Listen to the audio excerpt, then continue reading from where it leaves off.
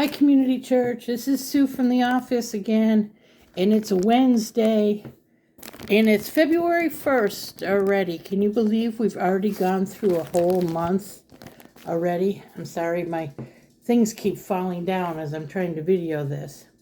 Today we're going to talk about a tale of two sisters. This is a pretty interesting one, and the song is a beautiful song. It's one of my favorites. I say that all the time, all my favorite, but this is one of my favorite one. Sarah Flower Adams, the author of this well-loved hymn, was a woman of the arts. At an early age, she followed her dreams of being an actress and traveled from her home in Harlow, England, to the London stage, where she played the part of Lady Macbeth in Shakespeare's productions.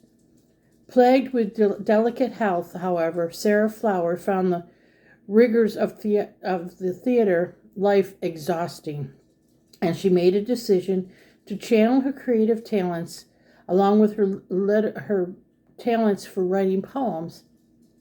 So she returned home, and she turned her efforts to composing more poetry, as well as some hymn texts for the Unitarian congregation of which she was a member.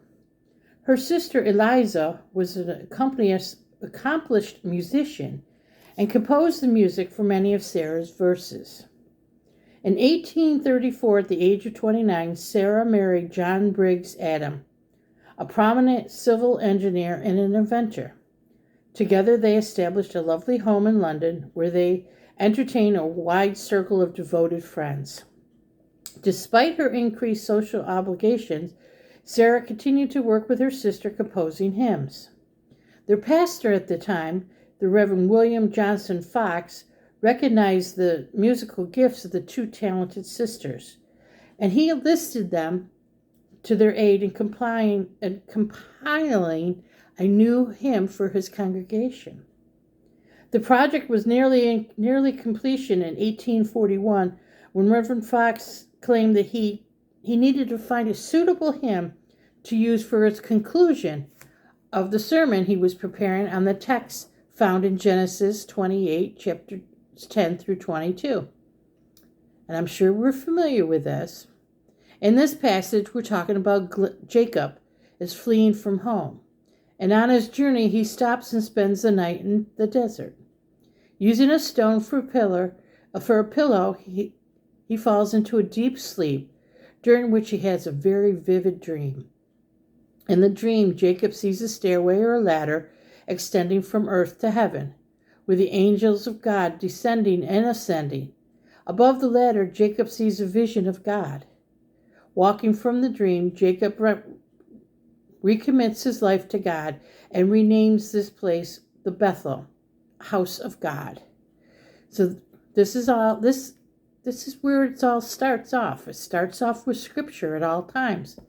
As Reverend Fox spoke of the need to find a hymn to accompany his sermon on this text, Eliza encouraged his sister to compose a verse on this subject. So taking this challenge, Sarah sat down that day and read and reread the story of Jacob's dream. As she absorbed the details of the Bible passage, she transformed them into a poetic form. When the 5 stanzas were completed, she captured the essence of Jacob's dream in her hymn text. She included the stony pillow in verse 2, and the angelica stairway in verse 3, and the naming of the site of Bethel in verse 4. Eliza wrote a melody for her sister's words, and their new hymn was published in Reverend Fox's Hymns and Anthems in 1841. 3 years later, Nearer My God to Thee was first sung in the United States. Although it had a pretty okay reception, it did not really gain popularity until the words were set to a newer melody in 1856. This melody, by the way, which we know the hymn today, was composed by Lowell Mason, a writer of the church and school music. Neither Sarah nor Elijah lived to see this hymn gain worldwide acclaim, for within 5 years of its publications, both women became victims of tuberculosis. It's a fitting tribute to both of them as the following two stories attest. This beautiful hymn has comforted men and women of faith for over 150 years. President of the United States, William McKinley, lay dying from an assassin's bullet in 1901 when he was heard by his family to whisper the chorus of his favorite hymn, "Nearer, my God, to thee, nearer to thee." A few days later, at his funeral memorial service around the country, congregations sang that hymn, remember as they did their fallen leader. The second story occurred as the lifeboats pulled away from the sinking Titanic on the night of April 14th, 1912. Over 1,500 people, unable to enter into the lifeboat or attain lifebelts, stood on the deck facing death. As they did so, to the ship's band, this hymn in hundreds of voices rose over the roaring ocean, affirming for them their deep reality. Nearer, my God, to thee, nearer to thee. So nearer to my God, to thee. What a beautiful song that is. What a beautiful way to think about this. It started out as something very simple. A lady, sisters that made songs, and one wrote the words and one wrote the music to it. And it was just a simple request by a pastor to write a song for one of his sermons. And what a great way to look at that when we sing that song, "Nearer, my God, to thee." It's such a beautiful song. And then to hear the two different other stories about this song, about our President of the United States, how he requested this song. And then, of course, when presidents die, we make a big deal about it. And funerals and congregations and everyone just began to sing that. Began to sing scripture. Whether they knew it or not, they were still singing scripture. So when they were singing that, getting closer to God, they were getting closer to God. Some of these folks that I'm sure were at the funeral for our president didn't understand where that song came from. Now we understand where this song comes from. And as we heard about the Titanic, this was one of the songs that the band played. And we all know what happened that night. And they, "Nearer, my God, to thee."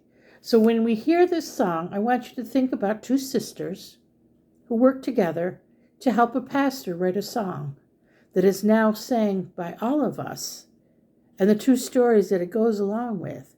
So think about how their life changed millions of people by writing one song from Scripture.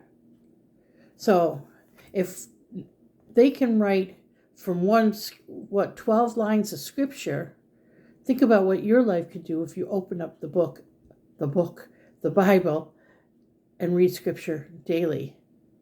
Just read a verse. You can go read Genesis 28, 10 through 22. Or you could follow our step-by-step to read the Bible for a whole year. Pastor Ted has put that out a couple times. If you need a copy of that, give the office a call. We can all start reading the Scriptures together, and a different one. There's a couple of different ways. Just open the book and start reading. And from that point on, just keep going. And don't just read it. Absorb it. Like she said, she had to sit down. She read it, reread it, absorbed it, word by word. Think about that. Word by word. 12 sentences. Came out to be a song that us millions sing. So just think about how our lives could be changed if we just read a verse and absorbed it. Read a verse again, understood it, and then lived it. So that's just a thought for the day. So I will put this song out there, "Nearer, my God, to thee." And I want you to look for the pillar when you have it. I will put the words up on it. I want you to look to see where she put the stone pillow. where she had that in there, where she had the steps that appeared to heaven, and where she had Bethel, the house of God. Well, I hope you enjoyed this song as much as I enjoyed reading about it and learning about it. It's definitely a hymn of faith and a hymn of inspiration. Until we meet again, if you need anything, give us a call. If you need a copy of How to Read the Bible, give us a call. If you need prayer, please give us a call. Excuse me, I have the hiccups now. May God bless you and hold you in the palm of his hand till we meet again.